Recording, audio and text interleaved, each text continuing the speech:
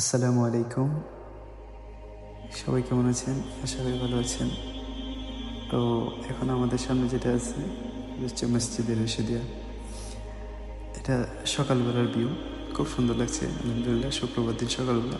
তাই তো কোনো তালেব ইলমকে দেখতে পাচ্ছেন না আপনারা। কারণ শুক্রবারের সকালবেলা তো আলহামদুলিল্লাহ সবাই রেস্ট নেই, কারণ পুরো সপ্তাহের মধ্যে তো আর রেস্ট নেই।